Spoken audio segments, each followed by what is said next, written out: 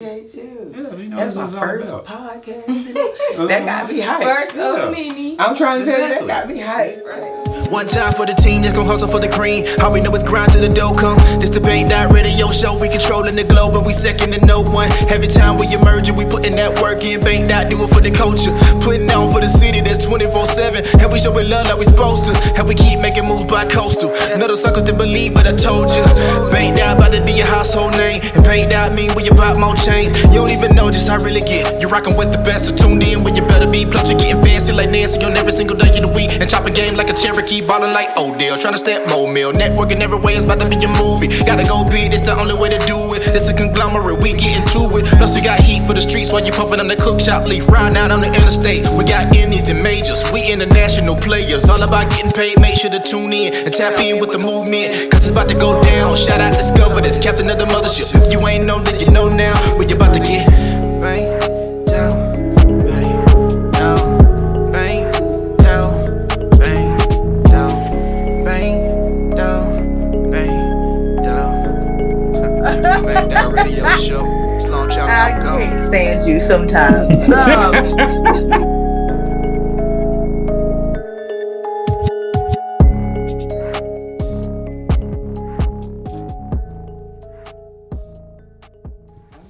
All right, y'all, we tuned in for another episode of Bait Dot Radio Show. I am your host, Andres, and I have a special guest. Today, we have Queen Key. You do music. I was looking at, I saw a brief thing, so you like to jump in every genre out there, huh? I like to Blues, dabble a little R&B, bit. pop, rock, soul, I neo write. soul. Yeah, Rock, writing, country? Writing was So- my first love, so I write a little bit of everything. Oh, cool. You rank number 2 in Macon area. That's what's up. I had an artist that I did a while back when I was managing. I got him to like number 1 for 3 weeks. It was like, what year was this? Oh, I don't even remember what year it was at. It's at least about 5 years ago, something like that. I Yeah. top number 1 for the first 2 or 3 years when I put the music on there. But that music's been on there for like 10 years. That's dope though, because you know what I mean? People still listening to it. Right, so that's Stuff what I like just that. said. So that's what's up. So what got you into like, you know, wanting to be a recording artist? And, you know, because nowadays everybody want to be a recording artist, or there's like a whole lot of them. I guess what most people say, I was born to do it. I started off young, so I'm a military brat. Okay. I traveled around like most of my life. Mhm. So my mom used to just, you know, stick me out there. Hey, my baby sings. So, you know, at every event I started singing. And then I started writing. Okay. We came from the state of Washington when I was about 8 years old. Okay. And we moved to the south side of Georgia. Mhm. My aunt was the principal of Bruce Elementary. Oh wow. Yeah. Yeah, Dr. Dawson Campbell. Avenue. Yeah, she was the principal. And so I got there, and already being a singer, I never really cultivated it. I used to just sing at home, got plenty of talent shows with my siblings. But when I got there, I met Miss Austin, and it kind of took off from there. So I started singing in the chorus.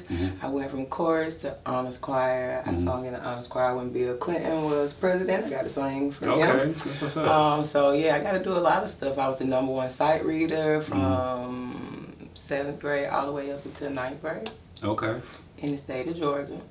So just singing was just always a part of me. That was how I expressed myself. That was how I dealt with my emotions. And Yeah. it was easier that way to do it than to talk sometimes. Yeah, you know, it's therapeutic, and then you know, just like okay, so you're a creative, right? Or you should be like a creative because you write too. Right. 'Cause, you know, I know some singers who can't write a lick. Me too. But you know, just Me is what it is, and that's why you know, recording contracts are presented. So, what do you like? What do you like better? Do you like singing or writing? Probably writing. Okay. Because that's where I'm able to express it to begin with. If I don't write it, I can't sing it. Okay, well I get that because you're a songwriter. You know, yeah. Okay, so why pursue like you know this as a profession and like you know because you drop in music.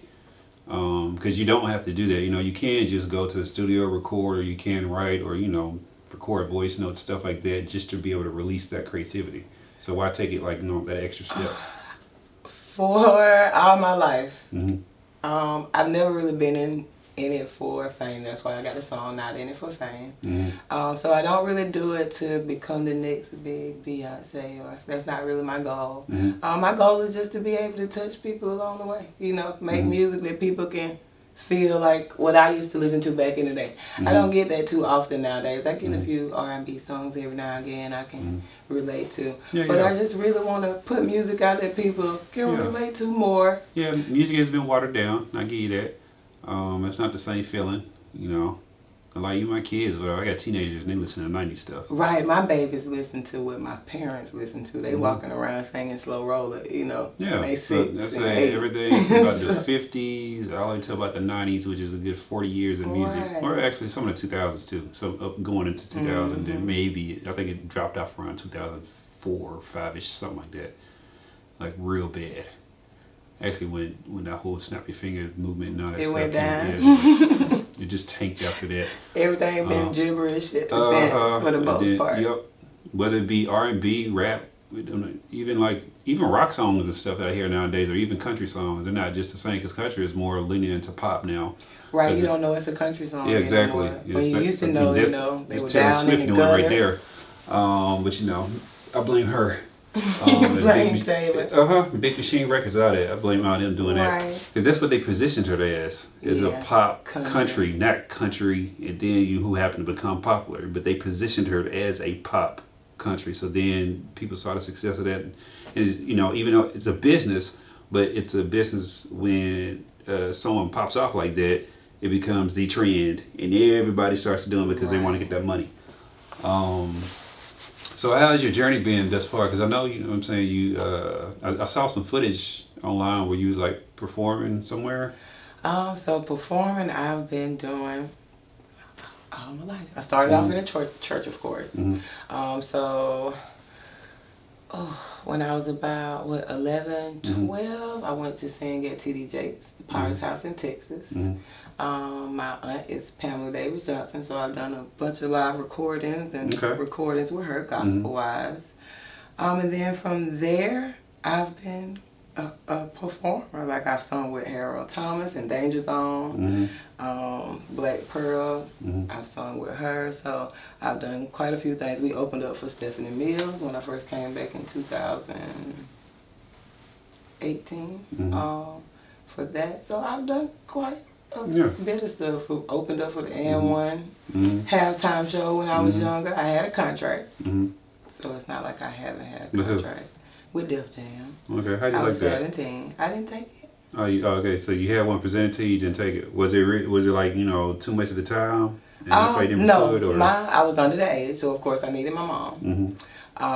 And when I presented it to her, she thought about it and she came back with, she didn't think I was ready. At first I was angry, you know, I was like, that's my chance, you know, I needed to be in that. But as I got a little bit older, I realized that maybe then I wasn't ready because then I wanted a deal so bad, and now I don't want a deal, you know, I want to stay independent. Yeah, you could have gave away your masters and livelihood. Yeah, and that was one thing I didn't want to do. That was the one thing I didn't want to do. They snatching them up for like 10 grand now. So. Right, and then you have no rights to what you created, and they're making money off of it. So, Exactly. I'm definitely appreciative of that because, you know, being young, it was Def Jam. I wanted to hop on the first thing smoking. But just over time, I realized that ain't what I really wanted. I'm not in it for the deal. I wasn't here to do what they want me to do. Yeah. And I don't you know, I can dance a little bit. Now, don't get me wrong, but I'm not the dancer. I don't want to sell sex. I just want to sell real talent music. Yeah. I definitely can get with that. So how do you like, you know, the business side of being like your own boss and manager and all that stuff? You know, because, you know, even though you said you're not in it for the fame, but you know you have to apply some type of marketing, promotion, things of that nature just to be able to let people know that this stuff is going on. So I'm lucky. How about that? I'm very fortunate in my life to have come across people that have been very fortunate in the industry, actually. So I got a lot of connections and plugs, and I've had a lot of support, and people just guided me along the way in the background. And then my producer of all my tracks Mhm. is my second daughter's dad. And so he's multi-platinum, so he kind of, you know, Yeah. led the way of what I need to do, how I need to do it. Mhm. I'm pretty much equipped to record everything I do. So what you hear is me. I record myself. He produced the track for me. Mhm. And in my own home, I sit there and I go back and forth, and then I send it off to be mixed and mastered. And so I pretty much do it, you know, myself. Yeah, self-sufficient. I love that. That's what's up. So, okay, I want to get into the track that you said is going to be coming out here soon. Let me get back in here and do this. So, Just Another Hater. So, hold on, before we get into it, I like how that comes in, though. It's different. So, what was the inspiration behind Just Another Hater? Honestly, Tina Turner. Okay. I had just got into a big discussion or heated discussion. I was angry. I was pregnant. I was 7 months pregnant, and I wrote about just haters. Like, what are we supposed to do? You know, Use them as motivation. right, and that's what you do. And then inquire more. But that's just me. Right. I'm petty. Right, So- you just I love my haters. what do you do? Actually Where do do. you go? Yeah. You know, I'm trying to give me some more. So you know. Yeah. you're trying to. The more you have, that means you're doing a great job. You know. All right. You know. Yeah. No. I want a lot of them. Yeah, the more Because you have, it the fuels better me. you're doing. You know, people don't understand. You know, like I literally Motivates you use to it do for more. motivation because, like, you know, I'm motivated enough already, but it's like, you know, I'm at 100%. So when I get the haters, whatever, it takes me about the 250%. So I love it. It's like it allows me to tap into like overtime or overdrive or whatever. But we're about to get into this real quick. This is Just Another Hater. I don't really care. Doing my own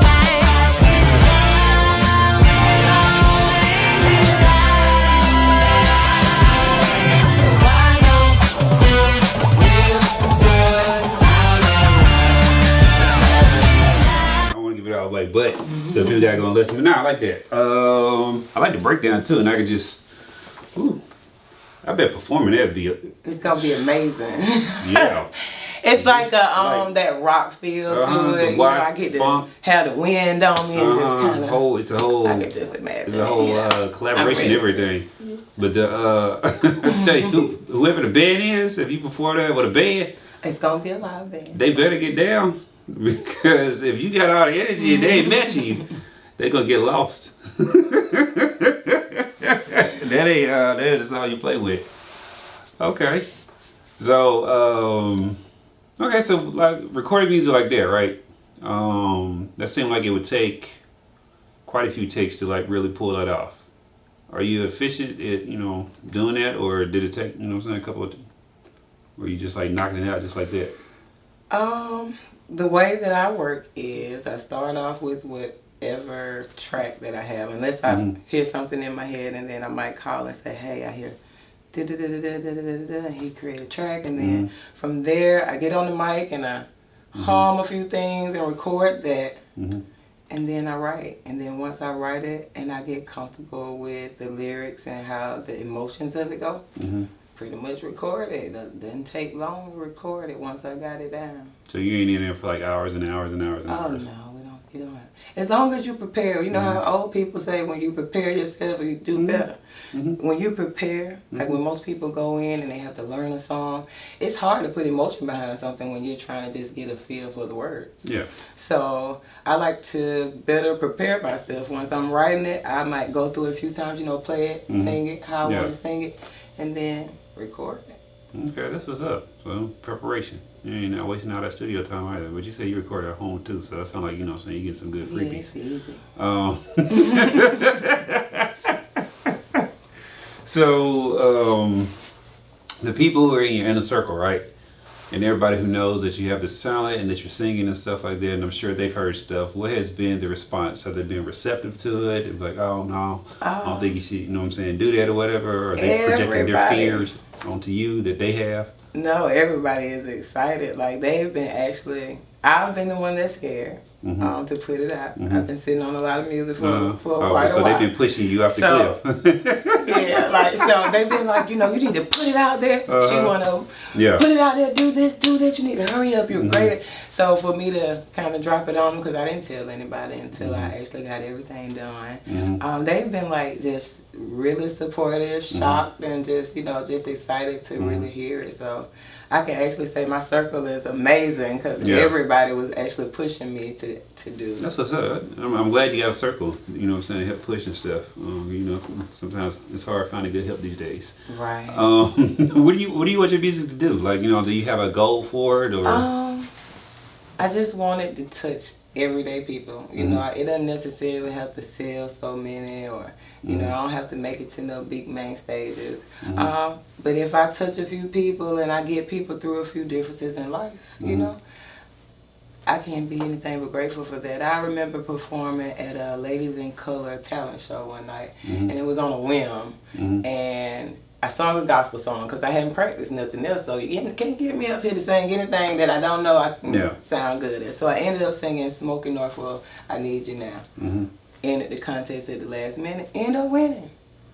A lady approached me at the end and she was like, I've seen you so many times at my daughter's school and I didn't know you, but my son just committed suicide and you just don't know. Sometimes just hearing somebody and the feelings that they have, that could just get people through. So to have been there before where she was and feeling down and depressed and that, to have music to get me through that, it doesn't matter if it touch a whole bunch of people. As long as it gets somebody through something. As long as it touch the right people. Right, as long as it touch the right people and get them through whatever they're going through. Okay. Are you affiliated with BMI or ASCAP? BMI. Is there any particular reason why? No particular reason why. When I did the weigh-in of it, it's not really a difference. No, I'll tell people there's only one difference. What's the difference? The difference from my perspective, and I work with both systems or whatever as far as like registered music with artists and all that stuff. First of all, BMI, if you do something and you mess up like the registration process, it takes a month to respond to emails, so the customer service sucks. But the difference is the board of directors. ASCAP has active music publishers and songwriters on their board of directors. So as a company, they're making decisions, of course, to make money, but I would think it's in the best interest of artists and writers and music publishers, whatever, as opposed to BMI. I'm like, anybody sits on that board, whoever, with big business or whatever. And it's not necessarily made in the direction of what's going to be, how the decisions are going to affect songwriters and stuff, or music publishers. Right. So that's the only big difference. I'm like, the formula is pretty much the same. Well, that is a big difference. Well, that's a big difference though. The ASCAP system though, I'm ASCAP. I'm very biased towards them because I can go in their system and like fix stuff and all that or whatever, updates just like that or whatever. BMI, I'm like, I hate this stuff. I have to call them and all that, and then you gotta find which one you gotta call. Like you gotta go through some motions. Yeah, like I had to fix somebody's stuff, whatever, and I thought the headquarters here in Atlanta, well, not here in Atlanta, we're in Macon, but in Atlanta, whatever, will handle this area. No, it's the one in Nashville. I'm like, doesn't make sense to me, but hey, whatever, I'm not part of I have one here if we can. Yeah, exactly. I'm like, to me, I think Atlanta would cover like the whole state of Georgia and Florida, and knows, how does, but yeah, doesn't work that way. Like, okay. But now, I meet a lot of people here though who are BMI, and I'm like, yeah, have at it if you want to. He's gonna make me go change and get an. Wait, no, I'm telling you, like, it's easier. I'm gonna do both. For real. Just make sure you gotta get your letter of clearance and all that or whatever, and You get all that. you gotta get out of it before you can register with the other one. Yeah. But yeah, so. Okay, so I know you like to bounce from genre to genre, but do you have a particular genre you like to stay in, or you whatever is in the mood? R&B. R&B. It's my favorite, of course, because it's more of a feel. It's whatever. It's an emotion. Whatever people feeling. I could be angry and scream, I hate a person right now in a song, and it might be a hit. Or I can cry. Be sad. And that might go for a lot of people because a lot of people sad. So it's just. Right, it's more of an emotional expression. Like, where you R&B inspiration? Who you draw inspiration from? R&B inspiration. I would have to say my R&B inspirations would be like your Anita Baker, Okay. Toni Braxton, Stephanie Mills, of course. Mhm. I'm a Shaka fan, but Okay.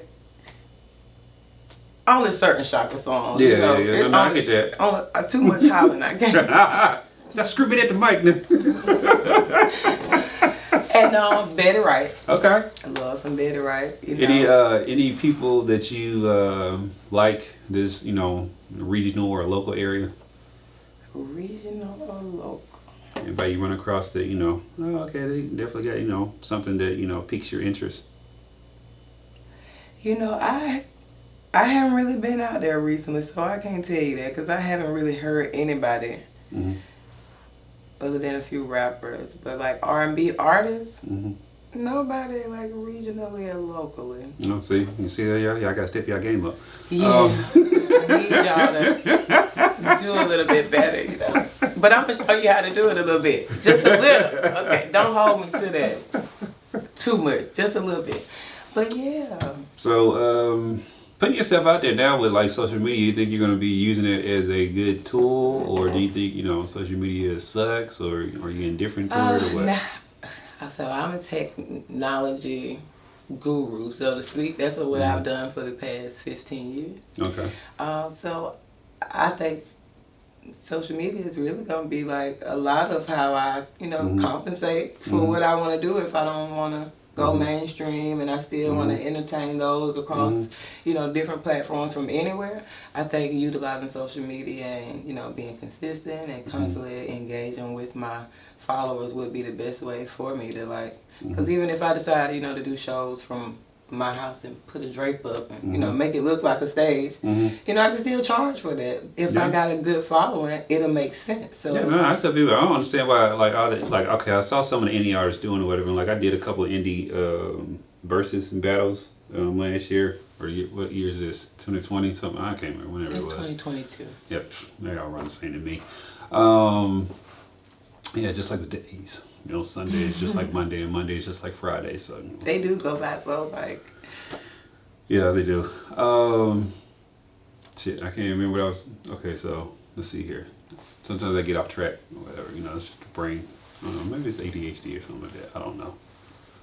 I come across a few people that tell me that. They be like, I got ADHD. Don't I'm hold me I'm to over here it. diagnosing myself. Not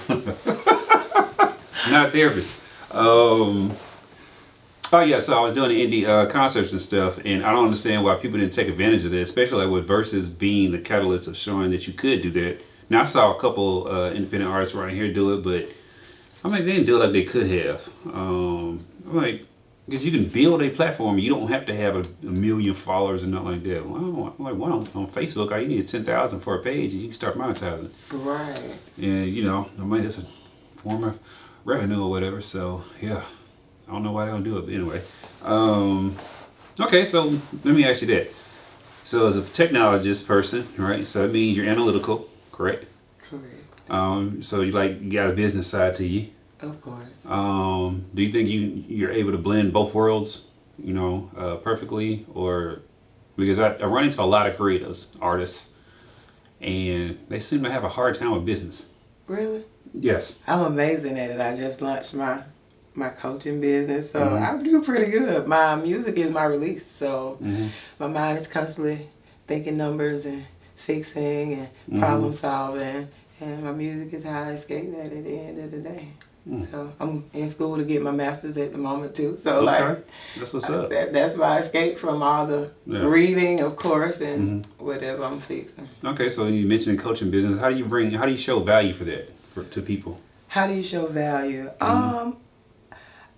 I thought, at first that's going to be hard because how am I supposed to get clients? But in the music world that I function in, being that I am inclined to a lot of different artists writing songs for others, that's how I decided to start my coaching business is just working with others and showing them that there are other ways to achieve goals, and showing them that there are different steps that they may not know, different activities to get beyond points that they want to do and see things in life. So I just started off with people I knew. And artists that I knew that needed to, hey, you want to do this? Okay, well, let me show you how to do it. Let's go through these steps. And by doing that, I was able to just word of mouth show others that, hey, this is what I can produce. If you need me to start off by this, I can, start off and give them some examples of what we can work on and how we can work on those things. And then we just go, off of that. Because I want people to know it don't always take a psychiatrist or a doctor to really help you. Sometimes it's just learning how to cope and manage and deal with things in different ways. Yeah. So a lot of people don't know how to do that. So. They don't. Okay, that's dope. So as far as like writing for other artists and stuff, do you like hold back any other talent, or if you get a particular artist assigned to you, or you meet a particular artist and you might have a certain way or certain swag or whatever, or how you see them. Do you ever pull back a little bit to try to meet what they have put out, or do you try to push them and push the envelope? I'm always push the envelope, okay, just a little bit, because for the most part, people, even myself, when I write with other people for myself, I want them to give me something that I might not think of, because that's what they're, that's what they're there for. So when I go in to write for someone, I definitely want to know what they want, what they're looking for, and what they think they want anyway. And then I'm going to give them something that fits them. It may not necessarily be what they want, but it is what'll fit them. It's something that is, capable of them to create and make it their own, and it's what they ask for. Now I've had a lot of arguments. I mean, I've went to some screaming battles with people because they didn't want to do what I wrote, but after it was recorded, it's like, I didn't think it was gonna sound like that. You pushed me to a different limit. But I love to hear, especially singers. I hear singers, and most people like, oh, she can sing better than me. I might not want to hear her do this, but I love to hear, people go and especially do things that I can't. So I'm always going to push them beyond what they might think they're capable of. I like that. I like that you stand on your stance and you push them to get out of their comfort zone. Right. That's how you keep pushing the envelope. Because that's how you get better, You want, and that's in any aspect of life. If you're not pushing yourself, or somebody's not pushing you to be better than what you are, you get stagnant, So you want to continue to be your best. Exactly. How do you handle the writer's block? Writer's block. I normally get real silly.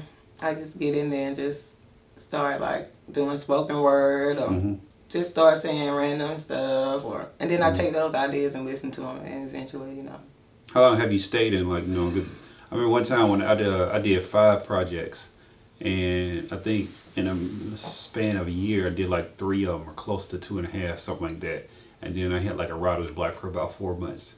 Everything I was writing or whatever just didn't really, I didn't like it or whatever. I think my longest was maybe 5.5, 6 months. Yeah. I was just stuck in life. I was just stuck all the way around. I didn't have a thought that made sense to want to write, and then I really wanted to write, but I couldn't. My words, even though I said them, didn't really make sense or give me a... Yeah, didn't give you tingling sensation. Right, so that's frustrating. You get real depressed like that when you really want to get it out and you can't get those words out.